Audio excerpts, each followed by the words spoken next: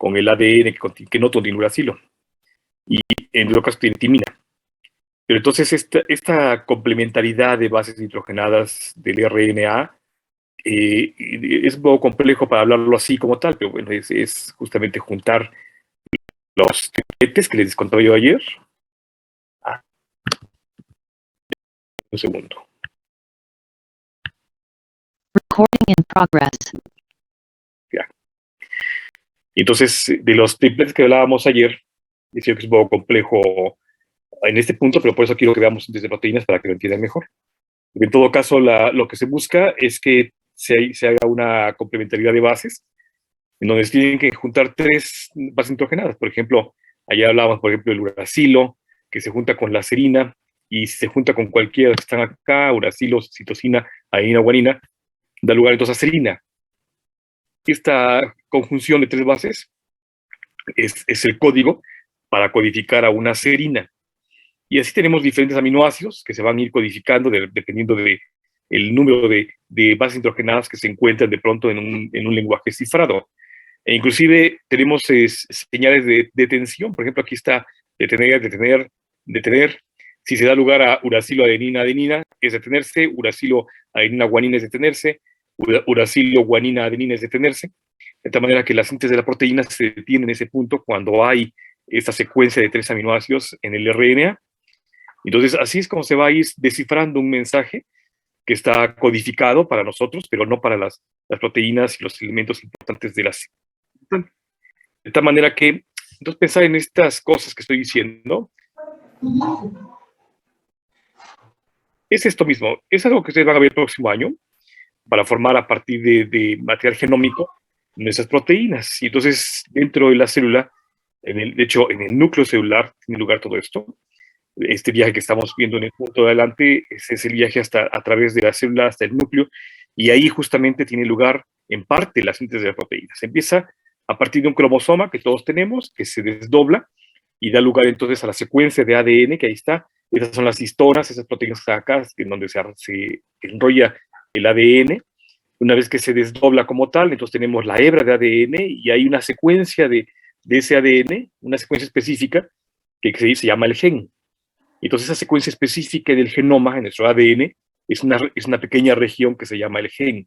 A cada gen está en un cromosoma, en una parte específica del cromosoma, en un brazo del cromosoma, y cada gen codifica para diferentes cosas. Hay una información cifrada que codifica para diferentes cosas, fundamentalmente proteínas.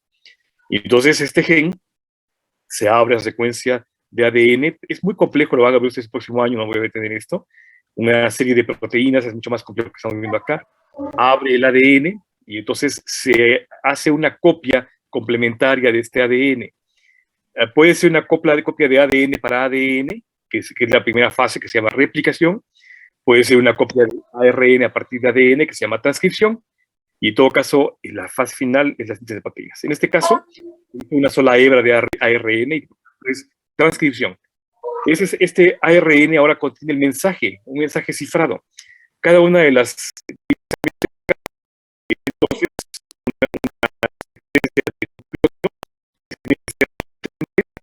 se pueda leer. Este ARN, igual que otros, se externaliza del núcleo y se va al citoplasma.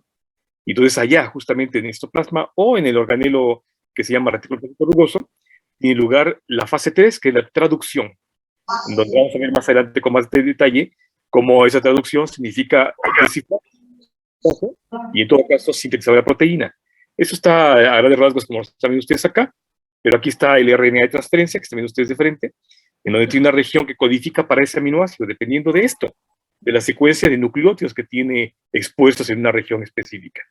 Entonces vean ustedes cómo se hace un apareamiento como tal, una complementariedad de bases, en donde el ARN mensajero, ese que tiene el mensaje, va codificando una secuencia específica de aminoácidos, dependiendo de cómo se van conjugando guanina, uracila, citosina, entonces codifica para un aminoácido. Y simultáneamente vean cómo va creciendo este choricito de aminoácidos que se van juntando para dar lugar a péptidos. Y finalmente los péptidos a proteínas. Entonces, eso es a grandes rasgos lo que vamos a revisar hoy, para que tengan más o menos claro cómo se lleva a cabo esto, y la importancia de la adecuada síntesis de una proteína para luego su adecuado plegamiento y en consecuencia su adecuada función.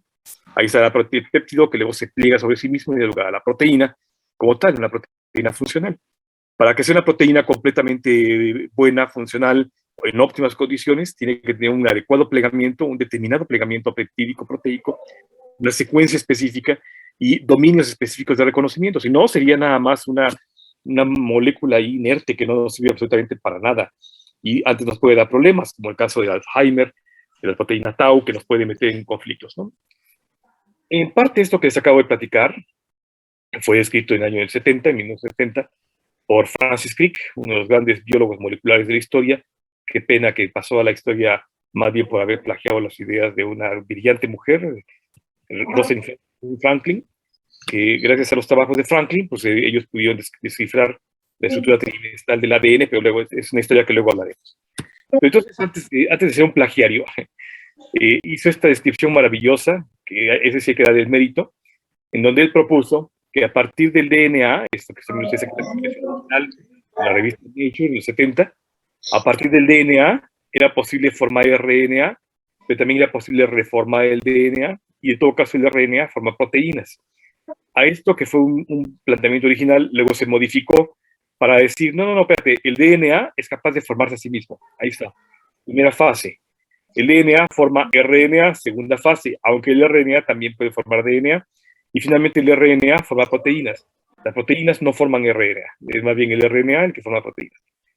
El segundo esquema es el esquema final, que en aquel entonces se llamó el dogma central de la biología molecular. Los dogmas son pensamientos que no necesitan una comprobación, son solamente un acto de fe como tal. Es decir, los pensamientos dogmáticos carecen de una validez científica y solamente son una aseveración que hay que tener la certeza de lo que dice el otro. O sea, es como decir, el planeta Saturno huele a chicle de morita. Pues háganme caso, es un dogma, ¿no? Yo asumo que así huele, pero no tengo una prueba fehaciente ni científica para demostrarlo. De hecho, a nadie le consta que huele a chicle de morita, ¿no? Pero bueno, es un dogma. Un dogma es un acto de fe en el que se cree lo que alguien dice con base en algo, ¿de acuerdo? Entonces, igual, planteaba este dogma, porque no era posible demostrarlo tan certeramente en ese entonces, en los 70s, pero era un planteamiento interesante. Hoy en día todavía se sigue llamando dogma central en honor a él, Francis Crick, pero ya está bien descrito y ya sabe perfectamente bien cómo ocurre las tres fases que vamos a revisar. De hecho, de las tres, la tercera es la que vamos a enfocarnos, ¿de acuerdo? Y entonces, partiendo del dogma central de la biología molecular, con base en la animación que les mostré hace un momentito, toda la historia empieza en el núcleo celular. Todo está allá.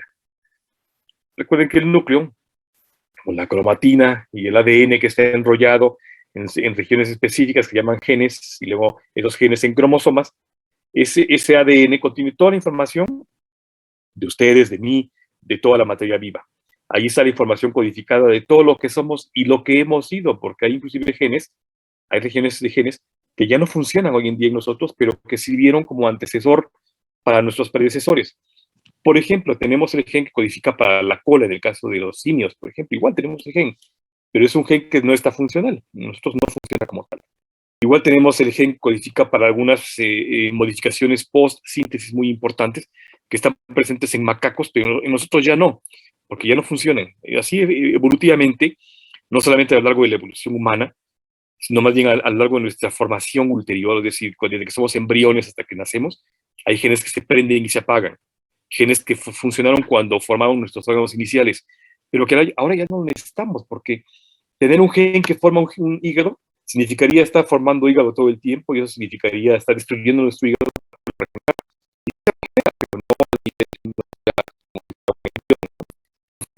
Entonces, toda la información tiene ADN, ¿de acuerdo? Y entonces, a partir de este ADN, que ahí está la hebra doble hélice que ustedes conocen mejor que yo, de tiempos de la primaria, han oído el ADN, es el ácido desoxirribonucleico, está pegado por enlaces, algunos débiles, como puentes de hidrógeno, fuerzas de Van der Waals, y entonces establece estas interacciones entre las bases nitrogenadas para dar lugar a la doble hélice que todos conocemos.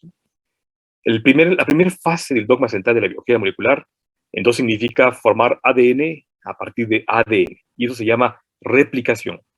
Como su nombre lo dice, se hace una réplica, una copia fiel de su original. Una réplica es cuando uno hace una copia fiel de algo que es original. Y entonces esta replicación significa yo voy a formar un ADN a partir de otro ADN, o sea, una copia idéntica del ADN primario, pero es una copia como tal. Y sin embargo es igualito, tiene la misma secuencia, el mismo orden, el mismo arreglo, la misma información, por lo tanto. Luego de la replicación, hay que formar ARN, una molécula de una sola hebra que sustituye la timina por el uracilo. Y entonces este ARN ahora se llama transcripción. Cuando el ADN se abre y forma una sola hebra complementaria, sustituyendo la timina por el uracilo, se llama transcripción. Y hay varios tipos de ARN que vamos a revisar ahorita. Pero luego este ARN se queda aquí en el retículo plasmático rugoso, en estas rugosidades que ven en el retículo, que son justamente ribosomas, se queda allá o bien se va hacia el citoplasma y entonces forma la fase 3, que es la traducción, que significa que toda esta información que está aquí cifrada en el ARN mensajero, como su nombre lo dice, lleva el mensaje, tiene que ser traducida. Y la traducción significa, voy a formar una proteína. Ahí está la información, pero yo no la entiendo a menos que la traduzca, y en todo caso la traducción es el producto que es la proteína. Finalmente un aminoácido, y el aminoácido es la proteína. Entonces nos enfocaremos en la clase el día de hoy, en la fase 3, que es la traducción. Fase 1, fase 2, la verán ustedes el próximo año en biología molecular, de manera mucho más extensa, magníficamente explicada, no como bioquímica, que en todo caso es tema de la biología molecular, ¿de acuerdo? No los voy a abrumar yo con la fase 2, que además es muy compleja porque implica muchas pequeñas proteínas y factores de transcripción, factores de replicación, que es mucho más complejo de lo que estoy hablando. Y entonces, a partir del ARN, que se formó en la transcripción, cuando se activó la transcripción, en donde vimos cómo se formó este complejo nucleotídico complementario a partir del ADN, pero solamente con una sola hebra, este ARN, de mensajero, por ejemplo, se externaliza y entonces la secuencia de nucleótidos que tiene acá, la secuencia de nucleótidos que tiene información, le vamos a llamar codón. Esos codones se van a complementar con un anticodón que estaba contenido en una ARN de transferencia. Y entonces, una vez que se complementan, acá está el ARN de transferencia con sus anticodones y hace un clic, hace una complementariedad de bases, claro, conjugándose, citosina con guanina, adenina con uracilo, timina con adenina, así en esa secuencia, en ese orden se van conjugando, y entonces cada vez que lo hacen, sintetizan un aminoácido. Esta pelotita es un aminoácido. Y luego cada aminoácido se une al aminoácido adyacente, al que se formó antes, para hacer una cadena creciente. Es como ir tejiendo una pequeña cadena de residuos de aminoácidos hasta que se conforma de una longitud determinada, una secuencia determinada, que va a dar lugar a un péptido o una proteína. Yo sé que suena complejo ahorita vamos a escribir paso por paso para que no tengan ninguna dificultad, ¿de acuerdo? Pero aquí están los actores principales de la fase 3 que estoy mencionando. El ARN de transferencia, el ARN ribosomal, mensajeros son los tres elementos importantes que vamos a ver que funcionan en la fase 3, que es la traducción, ¿de acuerdo? Y entonces, una vez que veamos cómo se forma la proteína, la primera fase que decía yo, lo más central, la replicación, que es formar estas copias complementarias de ADN para dar en lugar entonces a ADN idénticos pero complementarios. Aquí está justamente. El anaranjadito es la complementariedad de la base que da lugar entonces a una copia fiel de la contraparte, que se supone que son como imágenes en espejo, ¿no? Y entonces da lugar a dos hebras de ADN nuevas, ¿de acuerdo? Es como si yo pensara en un mensaje de texto de WhatsApp, en el que logro copiar la pantalla del celular y veo una conversación muy interesante entre dos estudiantes, o un estudiante y su papá, su mamá, que le dice, pues tómate un Red Bull, y le dice que no, porque apenas ayer vimos que el Red Bull provoca apoptosis y ahí se sigue la conversación muy larga, ¿no? Si hiciéramos una réplica de esa conversación, tendríamos una copia fiel de la conversación. Esa es una replicación, una réplica de la conversación de WhatsApp.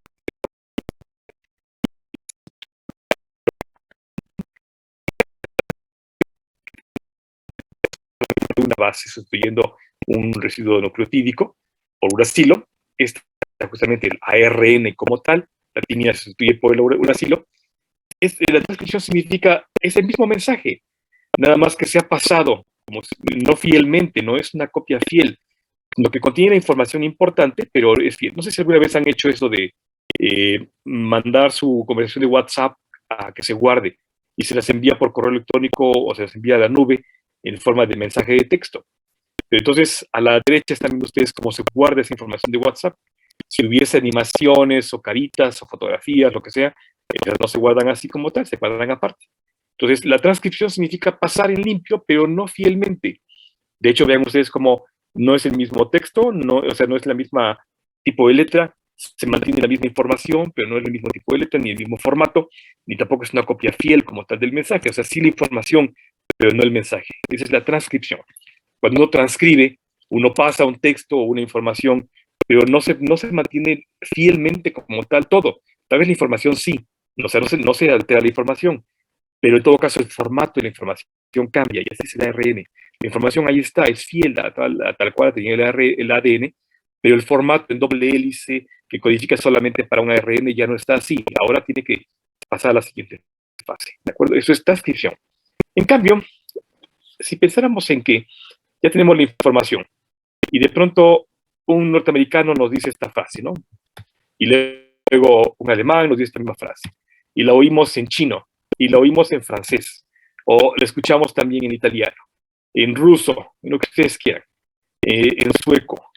Y entonces finalmente no podríamos tener claro a qué se refiere la frase, salvo que ustedes hablen inglés, alemán, chino tradicional, o francés, o italiano, o ruso, o sueco. No estaría claro. Imagínense pensar en sueco. Lo único que entiende uno del sueco es el guapo, ¿no? El común denominador en todos es el guapo. Pero ahí en fuera todo lo demás es completamente ilegible, ¿no? Salvo que hablen, insisto, el idioma en específico, ¿no? Pero entonces, hasta que esa información que está codificada, está en un lenguaje que no es cifrable para nosotros, pero sí para alguien más, alguien que tiene la propiedad de traducirlo, hasta entonces que entendemos que el mensaje es muy claro en todo el mundo. Ustedes son los mejores estudiantes del país, ¿de acuerdo? La UAPO es la mejor universidad del país. Entonces, entonces, esa fase 3 fue la traducción. Copiamos fielmente el mensaje con la replicación. Lo transcribimos a la computadora y ahora lo estamos traduciendo para ustedes. Alguien lo traduce, en este caso puede ser una máquina, puede ser una persona. En el caso de la biología molecular, es una ARN, una serie de ARNs que van a dar lugar a la traducción del mensaje en forma de un aminoácido, para que pueda ser entonces entendible. Uno no entiende qué significa GUA, pero sí saben que es guanina, uraciloadenina, pero en todo caso no está claro qué significa GUA, a menos que digan, es serina. Ah, claro, ¿cómo no se me ocurrió? Claro, hombre, pues es serina. ¿De acuerdo? Hasta entonces es que la traducción nos deja claro a qué se refiere una secuencia de nucleótidos en una ARN mensajero. Toda la historia que les estoy contando tiene lugar en la fase 3, y en todo caso, los principales exponentes, que son 3, dice yo, ARNs, uno de ellos está subcompuesto en 2 unidades. El ARN ribosomal, que es una forma de ARN que se externaliza, está formada por 2 subunidades, una ARN ribosomal mayor y una ARN ribosomal menor. Ambos son ARNs, pero uno es de mayor peso que el otro. Y juntos forman en conjunto una estructura que se llama el ribosoma. Es decir, pero que se van a juntar para formar uno solo que se llama el ribosoma. Entonces, el primer exponente importante es el ARN ribosomal, mayor y menor, que forma el ribosoma. El segundo componente va a ser el RNA de transferencia y el tercer componente es el RNA mensajero. ¿Así que hay dudas, chicos?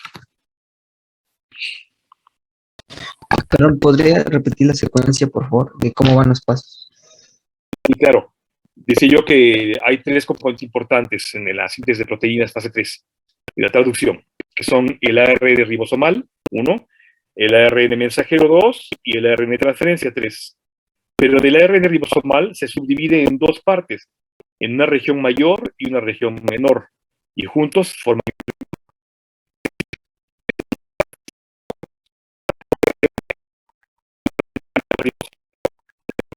un RNA ribosomal menor, un RNA mensajero y un RNA de transferencia.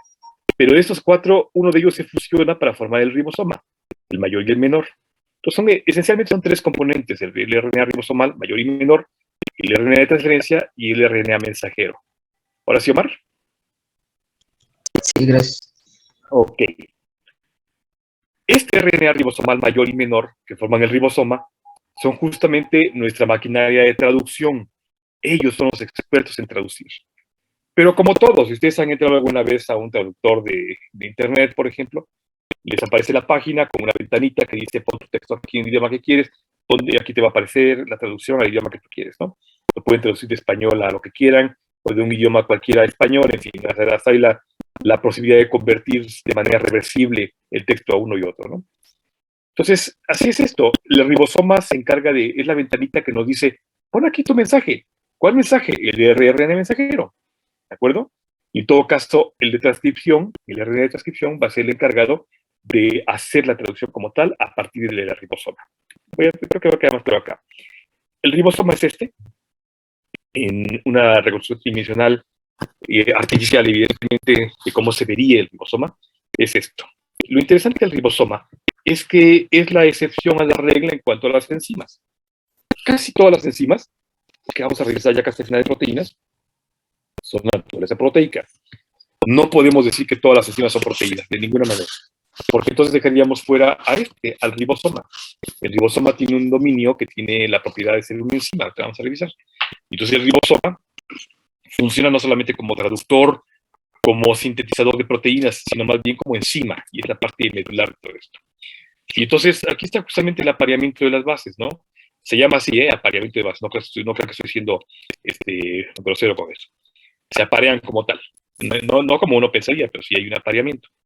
Entonces se aparean, por ejemplo, acá las bases nitrogenadas para dar lugar entonces a los complejos nucleótidos de ADN y ARN como tal.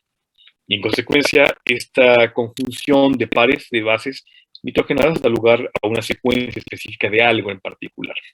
El RNA de transcripción, aquí está, de transferencia, aquí está, se vería más o menos así, en la realidad sería así, en donde tiene una región específica esta, que codifica justamente como anticodón para hacer el clic, hacer el enlace con el codón del RNA mensajero como tal.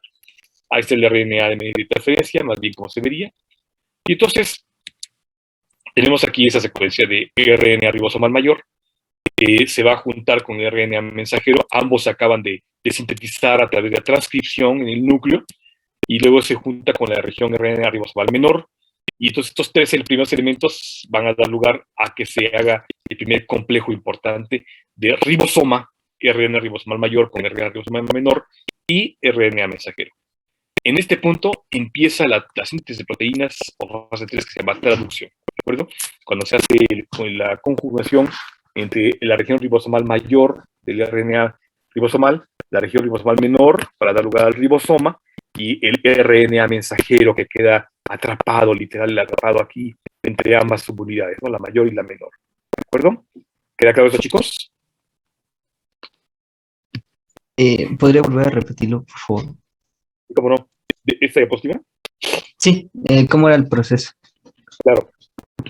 Sintetizamos RNAs y se van a externalizar al citoplasma o se quedan en el retículo rugoso.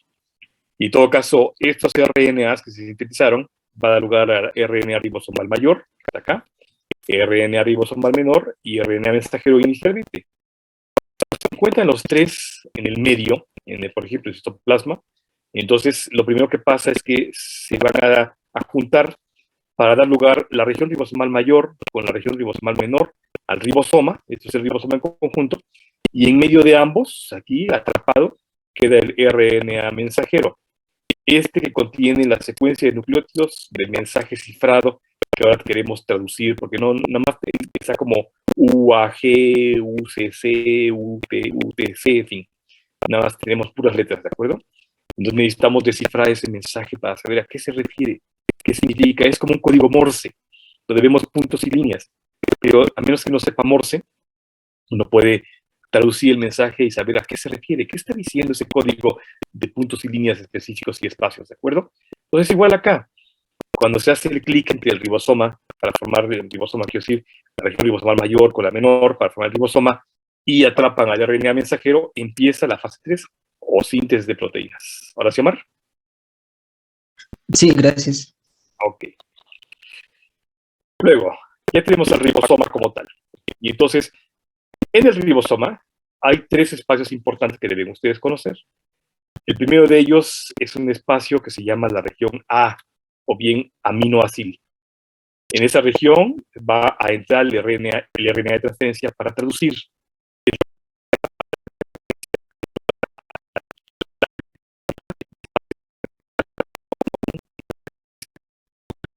del RNA mensajero.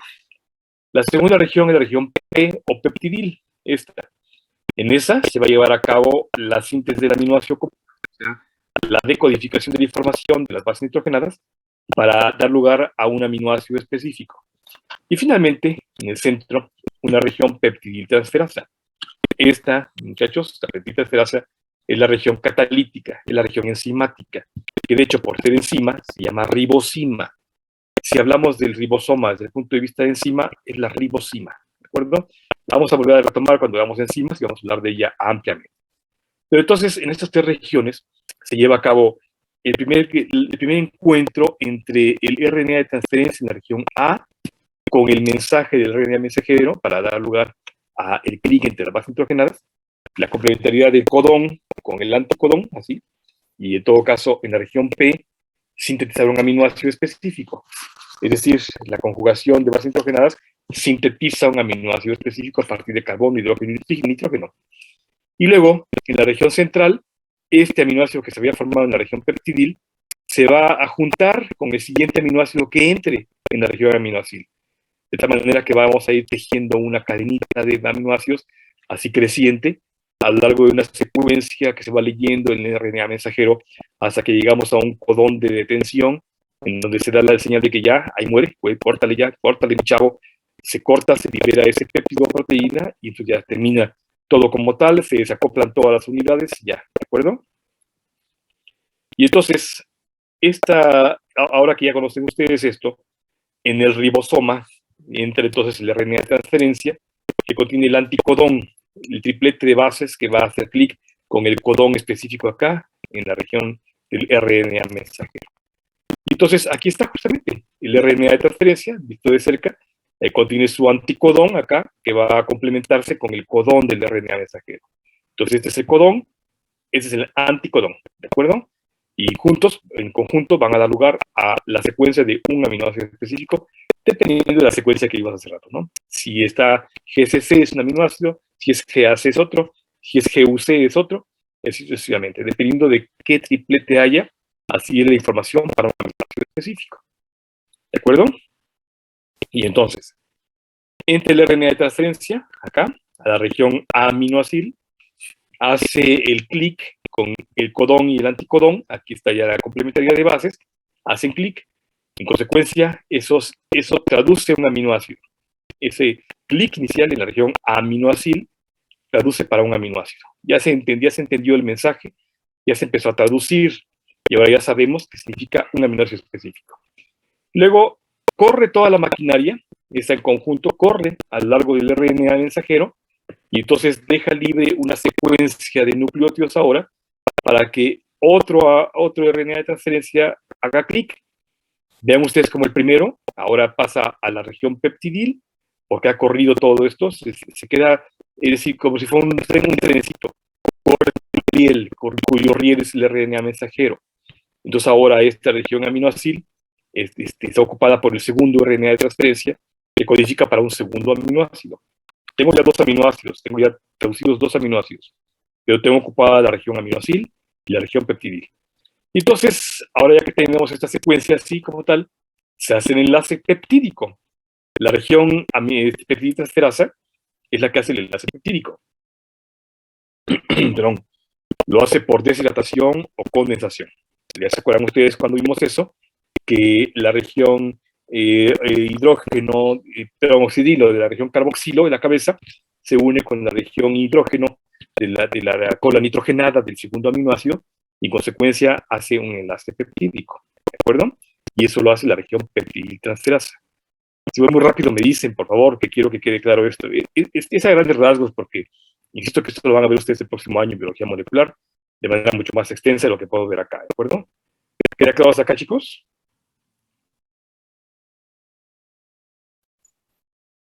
Disculpe, sí podría volver a repetirlo, es que sí me, ¿cómo se llama? Sí me atoré en el segundo proceso. Sí, claro. Yo sé que está complicado, no sé si mi hermano es lo que yo entiendo que está complicado y trato de ser muy preciso para no abrumarlos, porque insisto, esto lo van a ver ustedes el próximo año en biología molecular. Sepa de nuevo.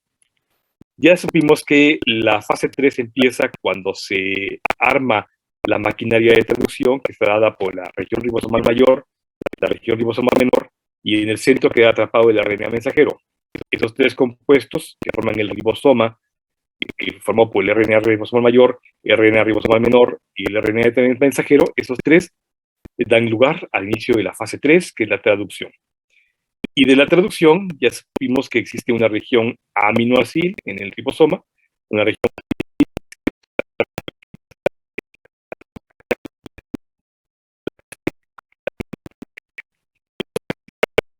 de la traducción, se acopla ahora un RNA de transferencia.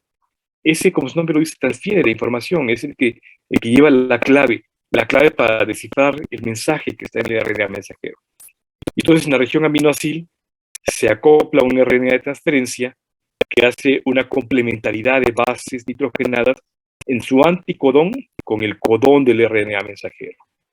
Y en consecuencia, este clic entre bases nitrogenadas codifica para un aminoácido específico, como les mostré en la tabla de hace un rato.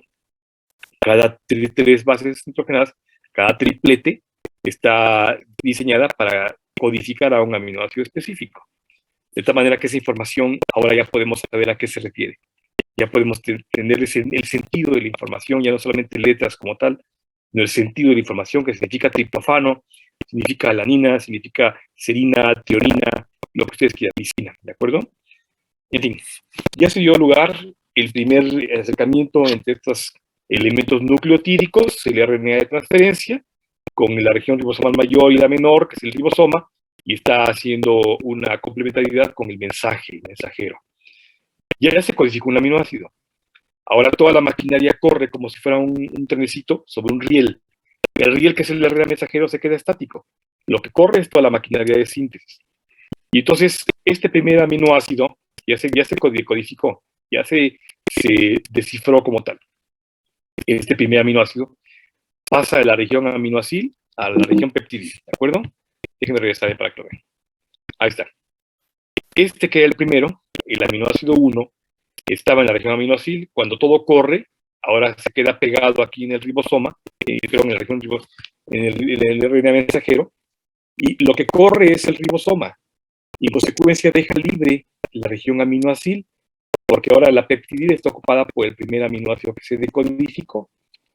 Hasta aquí solamente tengo un aminoácido, no puedo decir que estoy sintetizando proteínas, porque lo que hice fue sintetizar un aminoácido. Lo que tengo acá, digo, bueno, obtuve una serina, obtuve una treonina, un aminoácido, pero no tengo una proteína, ni siquiera tengo un péptido, pues tengo un aminoácido como tal. Y entonces hago que entre otro RNA de transferencia para que descifre un segundo aminoácido. Y entonces en la región aminoácil, que estaba ocupada por el primero, ahora pues está libre, se sintetiza otro aminoácido. Aquí se descifra otro aminoácido por el apareamiento entre el codón y el anticodón. Ya tenía yo la región peptidil ocupada por el primer aminoácido. Ahora por el segundo RNA de transferencia con su aminoácido y el primero que había entrado. Y entonces en la siguiente fase, la región peptidtransferasa hace la unión peptídica. Esta peptidtransferasa lo que hace es que literalmente transfiere el aminoácido 1 al aminoácido 2 del enlace peptídico. Y entonces formar un par de residuos de aminoácidos que será ahora un dipéptido. A partir de dos residuos de aminoácidos o más, tendremos un dipéptido, un péptido, perdón. En este caso 2, tengo un dipéptido. Tengo 3 aminoácidos, tengo un tripéptido. 4, un tetrapéptido. 5, un pentapéptido, así sucesivamente, ¿de acuerdo? Hasta que tengo oligos o polipéptidos y finalmente puedo tener proteínas. ¿Ahora sí, Omar? Sí, ahora sí, gracias. Ok.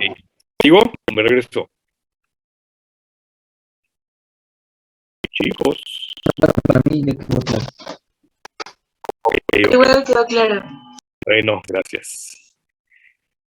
Entonces, ya tengo la primera secuencia de un dipéptido, pero todavía no puedo cantar victoria. Solamente he logrado hacer un clic entre los aminoácidos que se han formado y tengo un dipéptido. Y entonces se libera el primer RNA de transferencia. este fue el segundo, corre toda la maquinaria del ribosoma, se queda pegado en el mensajero, y entonces ahora este segundo RNA de transferencia ocupa el lugar que tenía el primero, pero ya no está solo, tiene el dipéptido. En consecuencia, entra un tercer RNA de transferencia que vuelve a hacer el mismo clic de codificación de información, sintetiza un tercer residuo de aminoácido, que luego va a pasar a formar en todo caso el enlace peptídico, se libera el RNA de transferencia segundo, queda el tercero con un tripéptido, y así se repite la historia en número de veces, depende de la información. ¿Quién dicta eso? El genoma.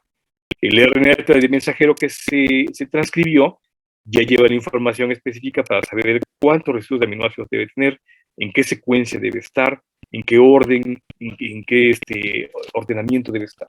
Todo eso está ya cifrado en el genoma, en nuestro ADN. Ya sabemos, pues un gen tiene información que codifica para la insulina, para globulinas, para la albúmina, para la hemoglobina, en fin, absolutamente toda la información está en nuestro genoma. Ellas saben cuántos residuos exactamente, en qué secuencia, en qué orden, en qué momento se van sintetizando, en fin, todo eso ya está bien codificado en la información, ¿de acuerdo?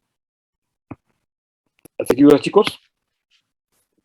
Perdón, ¿quién dijo que era el que regula de acuerdo a la información? El genoma, el gen en todo caso que se activó para la transcripción.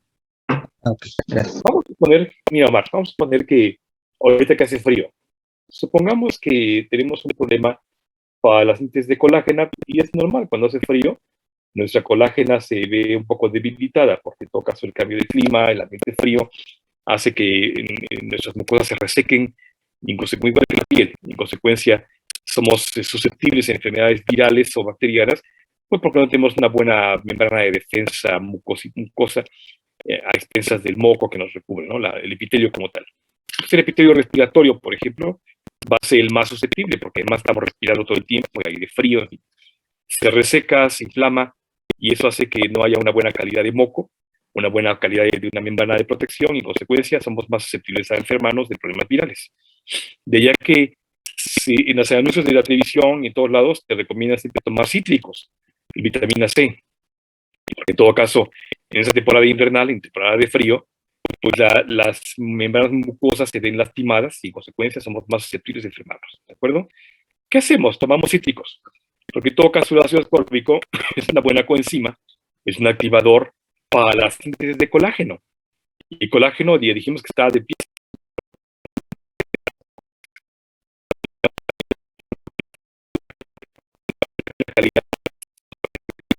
de mucosas, en consecuencia tengo una buena defensa en natural contra enfermedades externas, ataques de virus, de bacterias, en fin. De tal manera que, así como el ácido fólico es una coenzima importante para la síntesis de ADN en otros nucleótidos a partir de metionina, el ácido ascórbico es un buen elemento para la síntesis de colágeno. En fin. Entonces, cada vez que yo pienso en eso, significa que en temporada de frío, mi cuerpo recibe la señal de que hay que restablecer las membranas mucosas porque están sufriendo por el frío. Y en consecuencia, se activa la transcripción de genes para la síntesis de colágeno. Se activa como loco, porque entonces tenemos los demás que tenemos adelante, que son las colagenosis, ¿de acuerdo? Se activa cuando es necesario, el tiempo que es necesario solamente, y se da la señal de que ya, y muere, y se detiene, ¿de acuerdo? ¿Quién es todo eso? La información genética. Se activa la transcripción para el gen que codifica la colágena, y si le ponemos ácido ascórbico, pues lo hace eficientemente, mucho mejor. En consecuencia, nada más durante el tiempo que es necesario por el estímulo exterior, se da la síntesis de la colágena y ya, nada más. Una vez que se sintetiza la colágena, se activa el gen que codifica para la proteína colágeno, pero se activa nada más esa región del gen que tiene la información de los cientos de residuos de aminoácidos que tiene el colágeno y nada más, ¿de acuerdo? De tal manera que se sintetiza una nueva colágena que tiene una secuencia específica, un número específico de aminoácidos en un arreglo tridimensional específico y que va a dar lugar a colágeno. Si algo falla, que son las enfermedades que vamos a revisar más adelante, entonces da lugar a las enfermedades del colágeno, en el que se hace un colágeno duro, o un colágeno laxo, o un colágeno frágil, ¿de acuerdo? Entonces eso vamos a ver más adelante cuando veamos las colagenosis, que son las fallas en la colágeno. Entonces toda esta información que estoy diciendo, Omar, está codificado en tu genoma. Tu ADN ya sabe qué secuencia, en qué momento, cuánto, cuándo hay que producir, y nada más, ¿de acuerdo? y se apaga en cuanto ya no es necesario. Si no, entramos en enfermedades. ¿De acuerdo? Ok, gracias. A ti. Aquí está un acercamiento un poco más realista del ribosoma. Está viendo usted la región ribosomal mayor, la región ribosomal menor. Aquí está justamente en la región aminoácil una RNA de transferencia ocupando la región aminoácil. Aquí está la región peptídica con otro RNA de transferencia. Y en todo caso, aquí están viendo cómo se lleva a cabo en la parte central de ambos. Aquí, justamente en la parte central, la región peptídica transferasa. Ahí está en el centro, en el corazón de esta ribosoma, está la región que tiene actividad enzimática catalítica que se llama la ribosima. Esa región es la encargada de hacer el enlace peptídico por deshidratación o condensación de dos residuos de aminoácidos que se confrontan en la región A y en la región P. De tal manera que aquí está en el centro, en el corazón de ellos, en la parte media de ambos, está la región peptidtransferasa, que es la región enzimática o de síntesis de proteína como tal, ¿de acuerdo? Entonces, vean esta animación, está muy bonita también, por favor. Ahí está nuestro RNA mensajero, también ustedes acá, la secuencia. Y lo mismo acabo de escribir, la región ribosomal mayor, la menor, se van a acoplar como tal para dar lugar al ribosoma y van a atrapar en su centro a el RNA mensajero. Ahí está la región aminoácil, la región peptidil, en el centro de la región peptidtransferasa. Ahí está el RNA de transferencia con su codón, perdón, con su anticodón, la región que codifica para el aminoácido. Todavía no está el aminoácido, ahí está este esquema, pero todavía no se codifica porque tenemos que esperar a que se traduzca como tal a partir del mensaje. Y entonces se va a hacer el enlace, ahí está el codón de iniciación, corre la maquinaria como si fuera un trenecito, ahí está la región ribosomal menor, se enlaza entonces, inicialmente se enlaza primero la mayor, pero que hagan caso a la animación para que sea didáctico, se enlazan entonces para formar el ribosoma, ahí está, y queda entonces en la región aminoácil, ya codificó para un aminoácido, ahí está el segundo RNA de transferencia, que es de la región aminoácil, aquí está la complementariedad de bases, se va a hacer el enlace peptídico en la región peptidtransferasa. Eso es didáctico, porque todo ocurre adentro, ¿no? Y entonces corre el ribosoma sobre el riel, que es el RNA mensajero, deja la región aminoácil libre, entra un tercer RNA de transferencia que codifica para un tercer residuo de aminoácido por la complementariedad de bases nitrogenadas, se da el enlace peptídico en la región peptidtransferasa, se libera la región P, corre toda la maquinaria para dejar libre la región A, para que entre un tercer y así sucesivamente, cuarto, quinto, hasta que se encuentra con un codón de detención que ya no va a correr. Entonces se enlaza un factor de liberación, que es una RNA de liberación, que no codifica nada y al contrario, desacopla toda la maquinaria. Hasta ahí termina la síntesis de proteínas. ¿Cuánto duró? Depende de la proteína. Si es la insulina, 51 veces. Si es la albúmina, cientos de veces, ¿de acuerdo? Si es esta proteína globular, puede ser miles de veces, ¿de acuerdo? Depende de la proteína. Entonces, eso es justamente lo que acabo de mencionar, y es la síntesis de proteínas que mencioné hace un momento. No creo que ocurre de forma aislada. De hecho, no formamos una proteína, se desacopla, ya que está que se vuelve a formar otra vez el ribosoma, se desacopla. En el ocurre en nuestro cuerpo, todos los mamíferos está bien descrito, en algunas plantas también, como la orquídea, pero en mamíferos superiores, como nosotros está bien descrito, ocurre en forma de polisomas. Estos polisomas son estos que están viendo ustedes acá, son micrografías electrónicas, donde vean ustedes, aquí está más claro. Estas cositas negras oscuritas, más grandes, son justamente los ribosomas. Si somos muy quisquillosos, a ver si ven mi puntero. Estoy marcando la región ribosomal mayor de un ribosoma y apenas se ve acá abajo la región ribosomal menor. ¿La ven? En este de acá de la derecha está más claro. Aquí está la región ribosomal menor con su panzota ribosomal mayor. ¿La ven? Sí, sí, sí. Ok. Y esto que están viendo ustedes acá, ese choricito, es la cadena de aminoácidos. Esa es la región aminoácidica. Este collar de perlas que estamos viendo formarse es justamente la cadena peptídica naciente. De tal manera que se hace una sola hebra de ARN que codifica para diferentes proteínas al mismo tiempo. En consecuencia, tenemos varios ribosomas trabajando simultáneamente para producir varias proteínas, o puede ser una sola repetitiva, pero generalmente son varias proteínas que se están sintetizando simultáneamente. Entonces, la síntesis de proteínas es mucho más complejo que simplemente hablar de un RNA mensajero, que se hace toda esta historia que les conté y se acabó. Es mucho más complejo que eso, ¿no? Corren a lo largo de una región muy larga de RNA mensajero, codificando para diferentes proteínas o una sola simultáneamente. De tal manera que cuando hablábamos del frío y pensábamos en la reestructuración del colágeno, formamos varias colágenas al mismo tiempo, simultáneamente muchos colágenos, que se van a ir a formar, pues, justamente el epitelio de la mucosa, de la piel, del epitelio de nuestro tracto digestivo, respiratorio, urinario, intestinal, todo aquello donde sea necesario colágeno, se está regenerando todo el tiempo estamos trabajando en esto, todo el tiempo. De ahí que sea importante la buena alimentación, no solamente a base de proteínas que nos provean aminoácidos, que son la base justamente para la formación de proteínas, sino además de muchas enzimas, perdón, de muchas vitaminas que funcionan como coenzimas o minerales que funcionan como cofactores, que vamos a ver más adelante, ¿de acuerdo? Entonces funciona como un polisoma, más bien la síntesis de la proteína en los mamíferos funciona como un polisoma, que son múltiples regiones de traducción simultánea con varios RNAs que están viendo ustedes acá. Todos son ribosomas que están sintetizando simultáneamente diferentes proteínas o la misma al mismo tiempo. Y entonces, así sería el polisoma más bien, donde vemos un RNA mensajero muy largo y vean cómo varias secuencias de ribosomas están sintetizando proteínas simultáneamente. Claro, se desacopla uno, pero viene el detrás, y luego se desacopla este, pero viene ya el de atrás naciendo, y se acopla ese viene de atrás, hasta que ya sabemos que cumplimos con la dosis de proteínas, dependiendo de cuánto sea necesario. No sea la misma síntesis de ribosomas, es decir, de polisomas, en alguien como ustedes, como yo, que somos guapos, jóvenes, fuertes, sanos, a alguien que tiene una quemadura, por ejemplo, o que está ahorita convaleciente de una enfermedad y que tiene que reparar sus epitelios, evidentemente la síntesis de proteínas va a ser mucho más extensa, ¿no? En general, el ribosoma lo describen los libros, y eso lo hago desde el próximo año, dependiendo del peso molecular. De tal manera que, por ejemplo, en nosotros tenemos un ribosoma de 80S. La S significa la velocidad de sedimentación. ¿A qué velocidad cae esa proteína en una columna? Así vamos a ver su peso específico. De tal manera que la región ribosomal mayor cae a 60S. 60 es un parámetro de valoración solamente del peso, la velocidad del peso.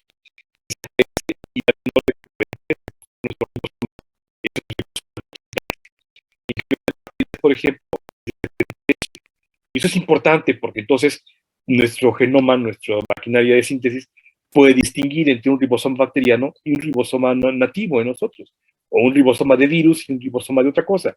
De tal manera que no está fácil entonces equivocarse al dar tratamientos específicos contra la síntesis de proteínas, que vamos a ver más adelante, que veamos la función específica de esos medicamentos. ¿De acuerdo? ¿Queda claro, chicos? Yo solamente tengo una duda. ¿Qué pasa, por ejemplo, con el ARN de transferencia, los ribosomas, cuando ya hicieron todo el proceso que debían de, o sea, cuando toda la maquinaria ya cumplió su objetivo? ¿Qué pasa con ellas? ¿Desaparecen, se disuelven o qué es lo que sucede? En general, se sintetizan los RNAs que son necesarios a partir de la transcripción. O sea, la transcripción ya libera, por ejemplo, voy a poner un número X, ¿no? Libera 100 ribosomas y 100 RNAs mensajeros.